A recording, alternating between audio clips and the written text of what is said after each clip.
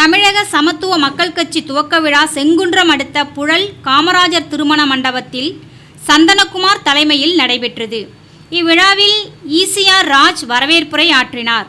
கடற்கரை லிங்கம், ஆண்டனி, பொன்னரசன், ஜவஹர் சிவா, தங்கமாரியப்பன், முகமது கனி, சித்திரை கனி, அருள் செல்வன் ஆகியோர் முன்னிலை வகித்தனர். சிறப்பு அழைப்பாளர்களாக நாடார் சங்கங்களின் கூட்டமைப்பு தலைவர் மின்னல் ஸ்டீபன், சிம்மப்பேரவை ராவணன் ராமசாமி, சென்னை மாநகர பேப்பர் சங்க தலைவர் தமிழ்ச்செல்வம், தினக்கூலி தொழிலாளர் சங்க தலைவர் முருகன், தொழிலதிபர் விம்கோ நகர் சக்திவேல், பொன்னேரி சண்முகவேல், மதுராந்தகம் தொழிலதிபர் ராஜேஷ், சேகர் ஆகியோர் கலந்து கொண்டு வாழ்த்துரை வழங்கினர்.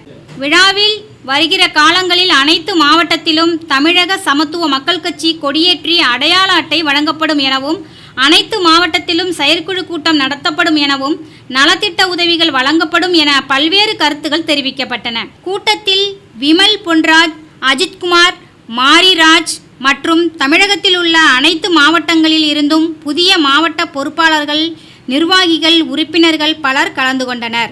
விழாவில் தொண்டர்களின் ஒருமித்த கருத்தாக தலைவர் சந்தனகுமார் தேர்ந்தெடுக்கப்பட்டார். பொதுச் செயலாளராக ஈசிஆர் ராஜ் அறிவிக்கப்பட்டார். பொருளாளராக துரையரசன் தேர்ந்தெடுக்கப்பட்டார். முன்னதாக புழல் கேம்ப் அம்பேத்கர் சிலைக்கு கட்சி நிர்வாகிகள் மாலை அணிவித்து மரியாதை செலுத்தினர்.